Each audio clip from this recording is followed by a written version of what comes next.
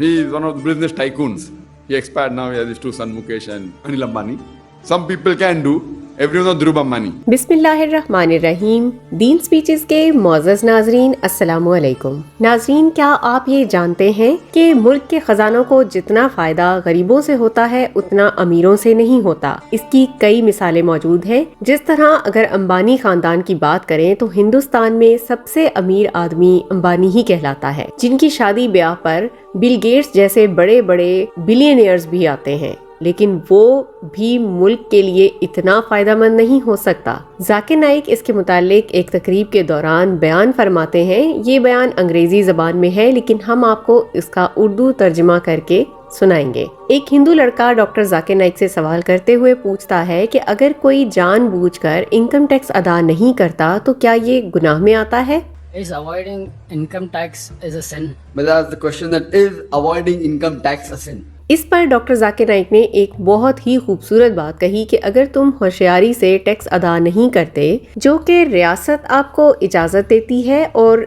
इस पर हुकूमत को कोई एतराज नहीं होता, तो फिर ठीक है, बल्कि ये सबसे बेहतर है। और अक्सर ऐसे लोग भी होते हैं जो कि इन मामलात में महारत रखते हैं और वो आपको बताते हैं कि इनकम टैक्स को कैसे बचाया जा सकता है। Avoiding intelligently, following the rules and regulations is the best. There are income tax specialists who will tell you how to avoid income tax being within the frame rules of the government.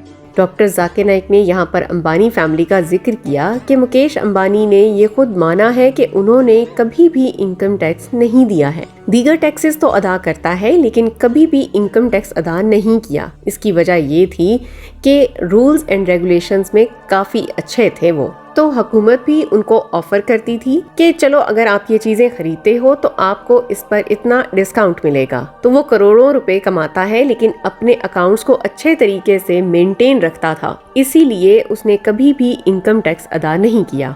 He is one of the business tycoons. He expired now. He has his two sons, Mukesh and Anil Ambani. Used to claim that he never paid income tax. He paid other taxes, sales tax and all. Income tax he never paid. Why? He was so good with the rules and regulation that the government gives you, okay, if you buy an equipment, if you buy this equipment, the depreciation 33%, depreciation 25%. So he did his accounts in such a way that he never had to pay income tax. He used to earn crores of rupees.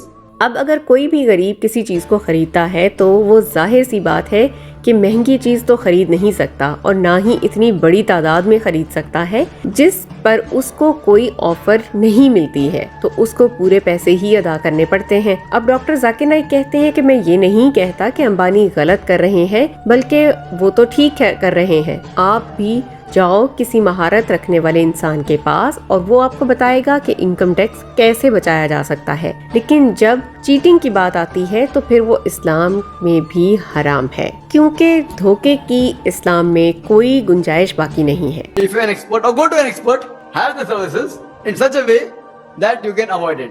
But cheating, etc. is haram in Islam. So best is go to a consultant.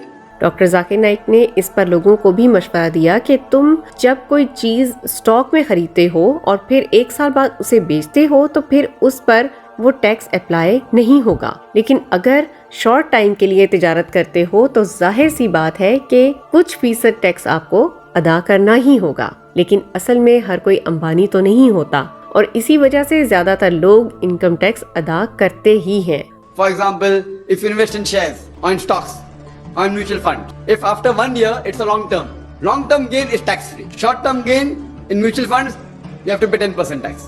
So all these rules are there which if you know you can go, and it's not possible for everyone to save 100%. Some people can do.